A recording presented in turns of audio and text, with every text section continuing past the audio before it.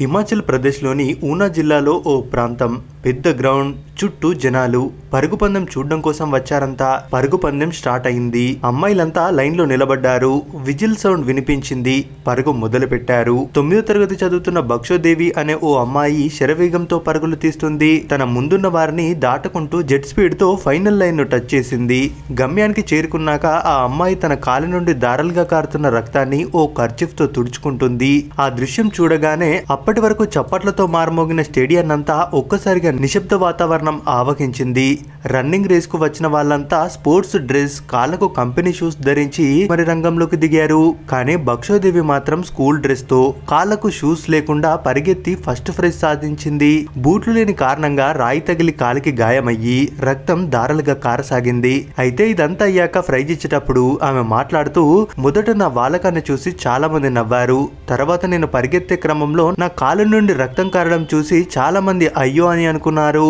కానీ మీకు తెలియని ఇంకో విషయం అంటూ తనలోని అసలు బాధను వ్యక్తం చేసింది బక్షోదేవి. నాకు కిడ్నీలో రాళ్లున్నాయి.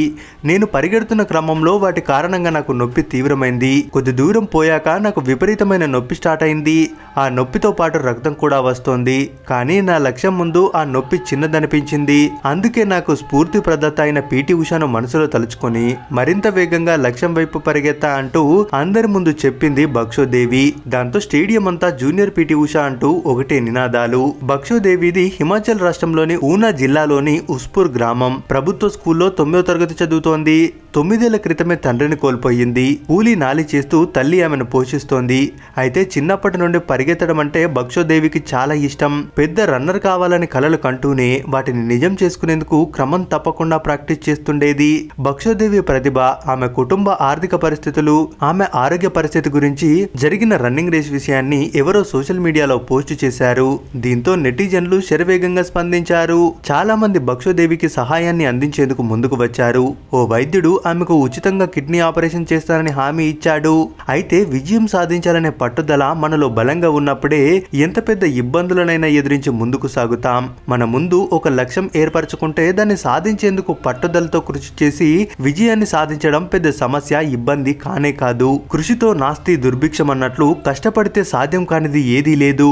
ప్రాణాల మీదకు వచ్చే వరకు కష్టపడితే ఖచ్చితంగా ఫలితం వస్తుందని నిరూపించింది బక్షోదేవి.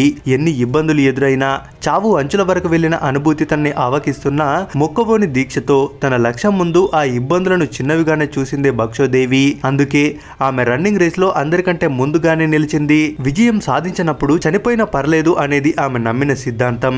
ఇదే కదా మనలో లేనిది. కారణాలు చెప్తూ కాలం వెళ్లదీస్తూ సక్సెస్ కోసం షార్ట్ కట్స్ వెతికే మనకు బక్షోదేవి ఓ పాఠం. మొత్తానికి మరో పీటీ ఉషాగా ఇప్పుడిప్పుడే ఎదుగుతున్న బక్షోదేవి ధైర్యానికి అభినందనలు. త్వరగా ఆమె ఉన్నత శిఖరాలను చేరాలని ఆశిద్దాం. ఈ స్టోరీ మీకు ఎలా అనిపించిందో మీ అభిప్రాయాన్ని కామెంట్స్ రూపంలో తెలియజేయండి. మరిన్ని ఇలాంటి మంచి మంచి వీడియోస్ కోసం మన ఛానల్ని తప్పక సబ్స్క్రైబ్ చేసుకోండి.